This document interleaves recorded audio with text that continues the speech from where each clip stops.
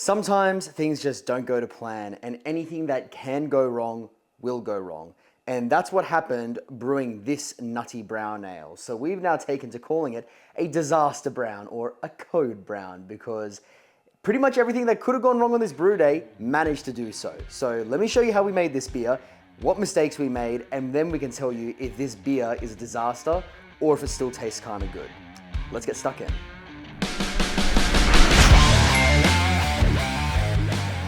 Now, to make this brown ale, we need a ton of brown malts in there. So this is going to be 62% pale ale malt, which is hidden under all of this, 16% Munich malt, light Munich malt, 14% brown malt, which is all the brown stuff right here, 244 grams, which is 5% of medium crystal malt, and lastly 3% of dark chocolate malt, which is going to give us a boost in color to bring it right down into brown levels, but it's also going to give us a little touch of kind of bitter chocolate and kind of darker, roastier flavors. Not so much that it should overpower the rest of the beer, but just enough to complement the biscuit and the warmth and the nuttiness of the brown ale. Now, let's start crushing this stuff up and we can get to mashing it.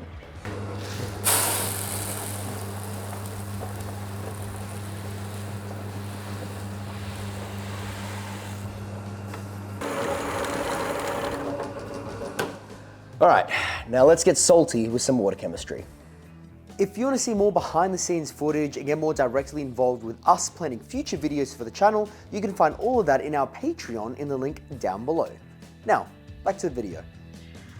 We are going to be running with 81 parts per million of calcium, 5 parts magnesium, 15 sodium, 101 parts chloride, 75 sulfate, and 57 bicarbonate. Now, the important ratio here is that chloride to sulfate, it's a 0.75 ratio of sulfate to chloride.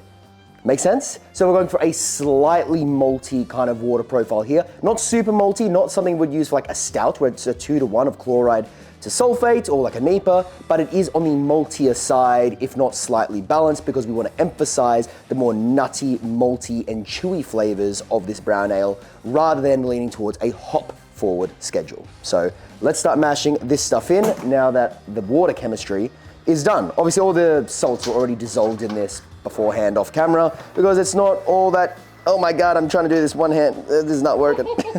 It's not that interesting, pouring a glass of salt into water. Okay, let's get that in and we'll start blending. And away we go. Strike water is 15 liters. We're gonna mash at 66 degrees Celsius for 1 hour. It's slightly on the higher side just to help retain a little bit more body in the final product because we want that chewiness and that maltiness in a nutty brown ale. You can immediately smell like coffee.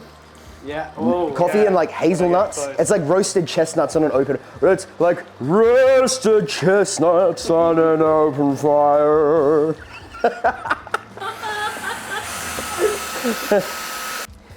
All right, mashing's done. We're gonna leave this for 1 hour and come back to you at the end of that. But before that, I just wanna say, besides the effect of like the smell and the aroma and stuff, which you guys can't obviously register, the color has instantly gone brown, which is super, super promising for the future color of this beer.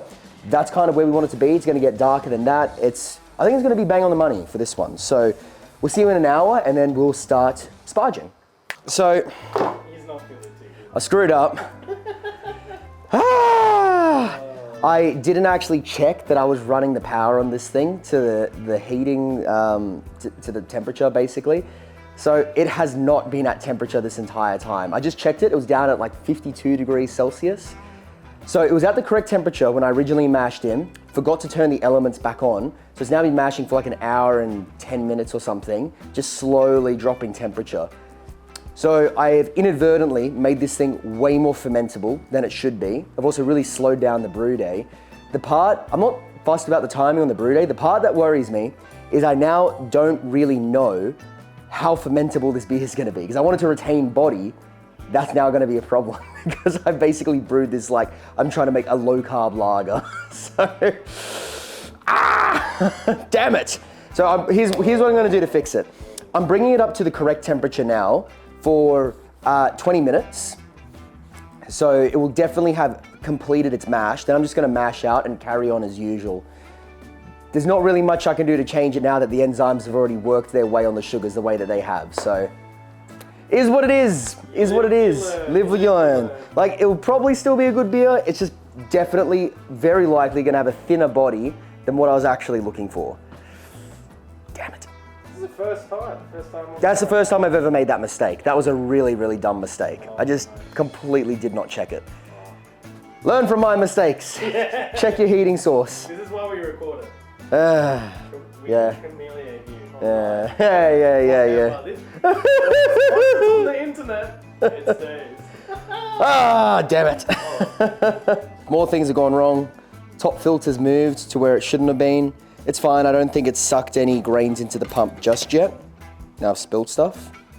No, there's some grains in the pump. Ah! This Bruno is a disaster. Not going well. Oh, this makes it fun.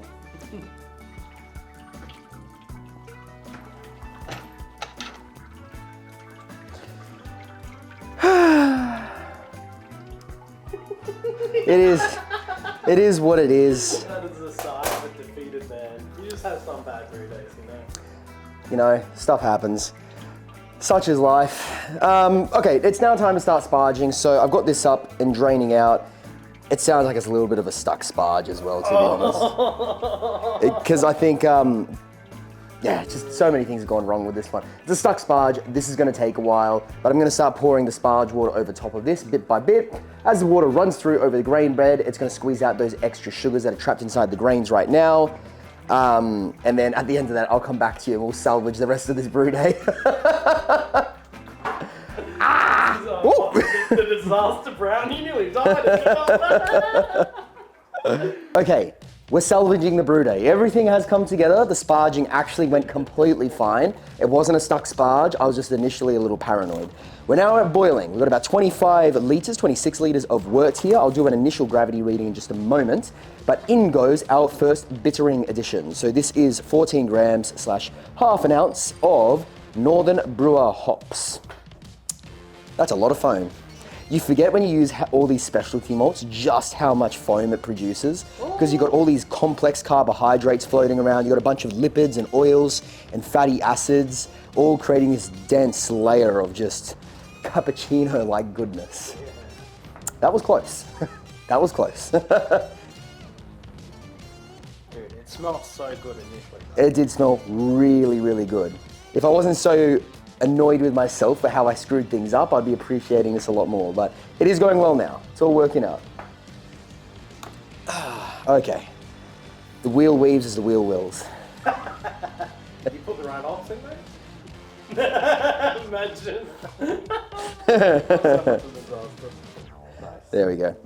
Alrighty, let me get an initial gravity reading and I'll be back with that in just a moment. All right, gravity reading, let's go. Ooh, well, I mean, the color's great.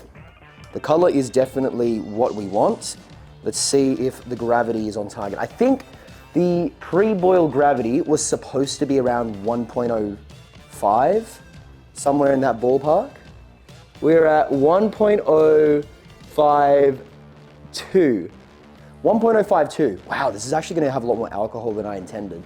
I reckon by the end of this boil, we'll be at around 1.056. So this might be like a 5.5 to maybe just shy of 6% brown ale. Especially seeing as it's going to be super fermentable because of my stuff up with the mash. So, boozy brown. Maybe that's what it's called. Not a nutty brown, a boozy brown. Disaster brown? Disaster brown. Code brown. Sorry, having a moment off camera because I said, hey mate, we gotta throw hops in, and Odin's running from the other room, stuffing bread in his mouth. They're like, wait, I'm not ready. My AirPods won't go in.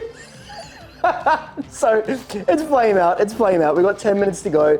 In goes our 28 grams, 1 ounce each of Fuggles ends. It's not flame out, man.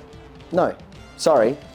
I said 10 minutes. I didn't say flame out. You did say. Oh, did I? Oh, well. 10 minutes to go. 10-minute hop addition. Fuggles and Northern Brewer, 1 ounce each, 28 grams each, 27 grams each.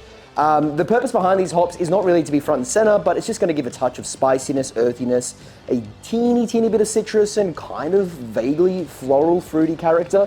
but really it's just about having a bit of hop character there to actually keep this thing in the realms of tasting like a beer. That's all it's meant to be for this particular brown ale that we're doing here. In 10 minutes, it will be actual flame out. That is 1 hour and it is time for flame out. So elements are off, the pump is on. We're gonna start pushing this wort through the plate chiller back into the kettle to cool it down to yeast pitching temperature, which we will aim for anywhere between 20, 25 degrees. I'm not super fussed. This particular yeast strain, US05, is pretty hardy stuff. So anywhere in that ballpark, I am happy with. And that's pretty much all there is to it. I suppose actually now I should do a final gravity reading. So let me get my refractometer and we'll do that. Okay, let's get a little reading, shall we? So, I can't remember what the target was here, but I know that we've already overshot it.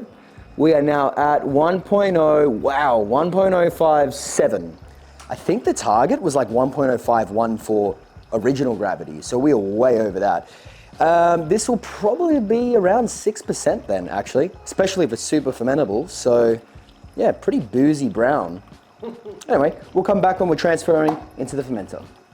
And we're transferring, finally. The one thing I've done right this entire brew day is pull that lever.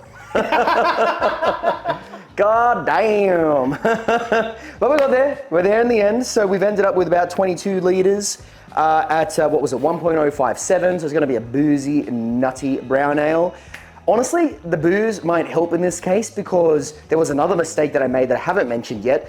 Cooling this thing down, you'll notice I'm using the counterflow chiller now because the plate chiller decided to block itself. So it took about 5 to 7 minutes for me to fix things and get this one set up. So it's definitely added more IBUs than was actually intended, which means that the booze is gonna help counteract the IBUs that I've reintroduced to this thing, which, you know what, if this ends up being the best beer I've ever brewed, it just goes to show that you can try and try and try, but the best things in life just fall into your lap and you can't actually do anything about it. Or it's just gonna be scuffed. Anyway, we're gonna transfer this and then we'll pitch some yeast. Didn't quite get as much volume as I wanted. We're sitting at just a smidge under 20 liters in the fermenter, 19 liter corny keg. So odds of fully filling the keg are slim. Might be a liter or so short, so a couple pints short. Doesn't really matter too much. I'm just being, you know, nitpicky. We got yeast, we got to pitch it. Let's do it. So for memory's sake, this is US05. I'm gonna, you know, aim ideally to ferment it around 20 degrees Celsius, which is, using the Fahrenheit conversion, I don't know, there's no Fahrenheit conversion. Wait, is there? Oh yeah, that's around 68 degrees Fahrenheit. There you go, I know numbers. Now, yes, I could probably dilute this a bit because I overshot on original gravity anyway, but it's already been such a scuffed brew day. What will be, will be. I don't really care at this point. I just want this thing to ferment so I can go grab a beer. It's been a day. And then you can cry. Yeah, and then I can cry. So, any case guys, that is it for this. I will see you with a bit of video editing magic when I have a glass in my hand of this brown ale. And there it is. So, it's not very brown. It's a little bit black, and I attribute that to using a little too much roasted malt in this grain bill, by which I mean any roasted malt. Realistically, with the amount of brown ale I was using and the Munich and everything, didn't need it, probably panicked on trying to get the color right, and I've turned it into a stout. How's it taste though? Does not taste like a brown. It's very stout-like. It's not bad. It's actually quite good. It's kind of delicious. There's a lot of roast character in a really, really well-balanced way. There's maltiness, breadiness, a touch of nuttiness, but it's not a brown. It's definitely a light-bodied stout. It finished drier than it should have. It's not as thick and chewy as I wanted. It's not as nutty as I wanted, and it's not as brown as I wanted, but I love it anyway, because sometimes you need to remember one of the #1 rules in home brewing, linked to our 10 tips up there, which is chill the F out and go have a home brew. Sometimes things just don't work, but generally it all kind of pans out okay. So relax, have a beer, and move on to the next one. So cheers guys, I'll catch you next time, and brew on.